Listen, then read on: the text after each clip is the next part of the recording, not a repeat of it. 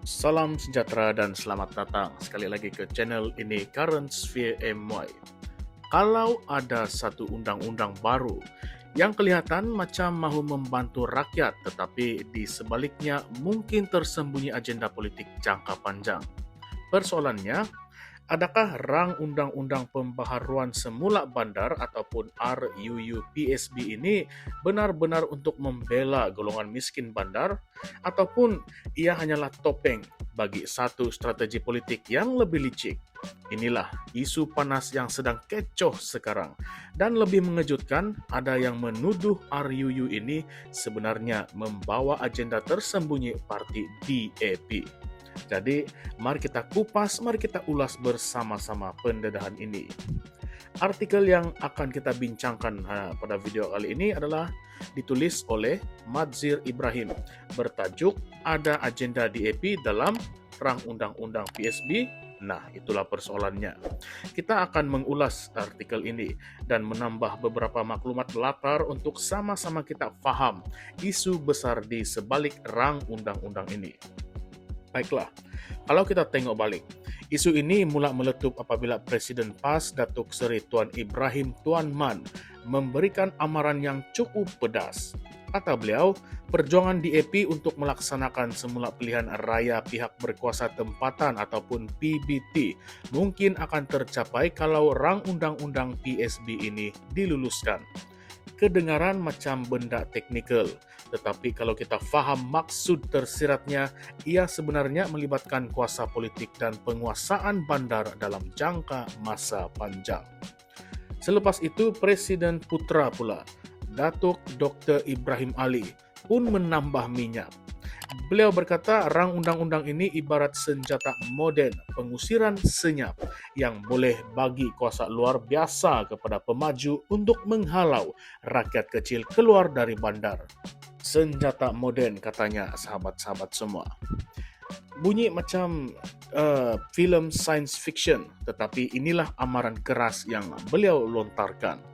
Dan kalau kita ingat kembali, sebelum PAS dan Putra membuka mulut pun, Tun Dr. Mahathir Mohamad sudah memberikan amaran awal lagi.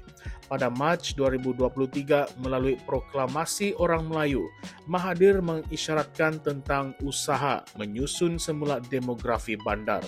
Katanya ada gerakan halus yang cuba menggantikan orang Melayu di kawasan bandar dengan komuniti lain demi percaturan politik. Jadi, adakah rang undang-undang PSB ini sebahagian daripada blueprint yang Mahathir maksudkan itu? Sebenarnya kalau kita gali lagi, usaha ini bukanlah baru. Sekitar tahun 2014 hinggalah tahun 2015, Kerajaan Negeri Selangor sudah pun membuat kajian tentang perumahan kos rendah. Masa itu ada delegasi pergi ke Singapura untuk tengok sendiri model perumahan awam HDB. Singapura yang kita tahu sering dijadikan rujukan oleh DAP. Malah pada Januari tahun 2023, Menteri Pembangunan Kerajaan Tempatan sekarang, Nga Kor Ming, mencadangkan supaya pakar HDB dari Singapura dibawa masuk untuk membantu Malaysia urus pembangunan bandar. Jadi, macam jelas ada kesinambungan idea di sini. Sekarang, mari kita tengok strategi politik DAP pula. Pulau Pinang sudah lama menjadi simbol kejayaan mereka. Idea Greater Penang bukan sahaja untuk pembangunan sosial dan ekonomi, tetapi juga sebagai naratif politik, yaitu imej bahawa DAP adalah pentadbir yang cekap dan bersih. Kamu ingat lagi kah? Projek Terowong Dasar Laut Pulau Pinang.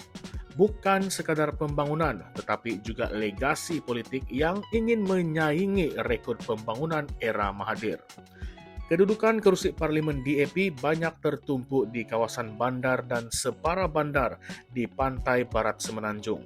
Dari Penang, Perak, Selangor, Melaka sampailah ke Johor. Kawasan ini adalah pusat ekonomi, pusat pertumbuhan dan paling padat dengan penduduk. Kalau persempadanan semula dibuat, parti yang dominan di kawasan bandar, khususnya DAP, sudah tentu akan dapat untung dari segi politik. Sekarang mari kita masuk pula pada isi draft Rang Undang-Undang PSB atau nama lain yang disebut Urban Renewal Authority ataupun URA. Bahagian 3 draft ini memberikan kuasa besar kepada kerajaan untuk tentukan kawasan mana yang mahu dibangunkan semula. Ambang persetujuan pun diturunkan, bukan lagi sebulat suara, tetapi hanya perlukan 80% untuk bangunan bawah 30 tahun, 75% untuk bangunan lebih 30 tahun, dan 51% untuk bangunan terbiar. Malah boleh kurang 51% kalau jurutera sahkan yang bangunan itu rosak. Sedangkan sekarang ini undang-undang sedia ada perlukan persetujuan penuh semua pemilik. Bayangkan kesannya kalau draft ini jalan tanpa pindaan. Pembangunan berskala besar akan menjadi realiti. Kawasan lama akan digantikan pula dengan proyek baru dan golongan B40 hampir mustahil mereka mampu tinggal di situ lagi. Migrasi besar-besaran golongan miskin ke pinggir bandar boleh berlaku, menjadikan bandar sebagai kawasan elit, eksklusif, dan kawasan yang akhirnya boleh mengubah demografi pengundi bandar. Inilah yang disebut sebagai serampang dua mata. Bukan sahaja membangunkan bandar, tetapi juga mengukuhkan kedudukan politik parti tertentu di kawasan yang mereka memang sudah kuat. Dalam kes ini, tuduhan itu tertumpuk kepada siapa lagi kalau bukan DAP. Tuan Ibrahim juga menyentuh isu pilihan raya PBT. Walaupun hujah beliau agak samar, realitinya memang ramai pemimpin DAP bermula daripada lantikan ahli majlis PBT sebelum naik menjadi ahli parlimen. MP Bentong, MP Bukit Bendera, MP Bukit Mertajam, ramai yang bermula dari bawah. Kalau suatu hari nanti pilihan raya PBT dikembalikan, tidak mustahil akan ada datuk bandar berwajah Melayu tetapi ahli DAP. Satu sinario yang ramai orang mungkin tidak pernah bayangkan. Jadi di sini timbullah persoalan besar. Adakah RUU, Rang Undang-Undang PSB ini betul-betul untuk membantu rakyat miskin bandar? Atau adakah rakyat ini cuma dijadikan alasan manis untuk melaksanakan agenda lain? Madzir sendiri tegaskan, pembangkang jangan sekadar meniup sentimen. Mereka perlu lawan dengan hujah, cadangan, dan juga strategi. Dan sekarang saya ingin lontarkan satu persoalan kontroversi untuk penonton, untuk kita semua fikir bersama-sama. Kalau benar Rang Undang-Undang PSB ini membuka ruang kepada perubahan demografi, adakah kita sedang melihat satu bentuk social engineering ala-ala Malaysia? Bukankah inilah yang Mahathir pernah dakwa? Ada usaha mengurangkan kehadiran Melayu di bandar supaya kuasa politik mereka semakin mengecil. Atau sebenarnya ini cumalah paranoia politik dan realitinya pembangunan bandar memang memerlukan undang-undang sebegini untuk mengelakkan daripada terbengkalai.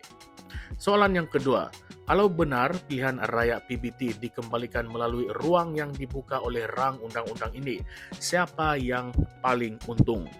DAP yang memang kuat di bandar ataupun rakyat Marhain yang akhirnya dapat suara lebih dekat di peringkat tempatan.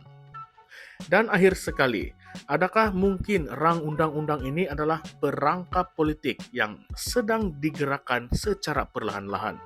Kita nampak benang merahnya, lawatan ke HDB, cadangan membawa masuk pakar Singapura, strategi Greater Penang, persempadanan semula, dan sekarang kuasa pembangunan semula bandar. Semua ini nampak macam potongan-potongan puzzle yang sedang dicantumkan. Persoalannya, puzzle-puzzle ini untuk siapa? Untuk rakyat ataupun untuk politik jangka panjang? Apa pendapat kamu? Adakah rang undang-undang PSB ini satu langkah pembaharuan bandar yang wajar ataupun ia adalah permainan halus politik yang sedang dijalankan secara senyap-senyap? Nah, coba tinggalkan komen Anda di bawah sebab saya ingin baca pula pandangan Anda semua. Dan kalau Anda rasa isu ini memang panas dan perlu lebih ramai yang tahu, jangan lupa untuk tekan butang like, share kepada kawan-kawan, dan subscribe ke channel ini, Currentsphere MY. Kita akan terus bongkar isu-isu politik yang jarang dibincangkan secara terbuka. Ingat kawan-kawan, di sebalik setiap undang-undang ada kepentingan yang tersirat. Persoalannya, adakah rakyat benar-benar berada di tengah ataupun sekadar menjadi bidak dalam permainan kuasa? Salam sejahtera semua dan salam reformasi, salam perjuangan. Kita jumpa lagi di konten yang seterusnya, ulasan yang seterusnya. Sekian saja. Terima kasih semua.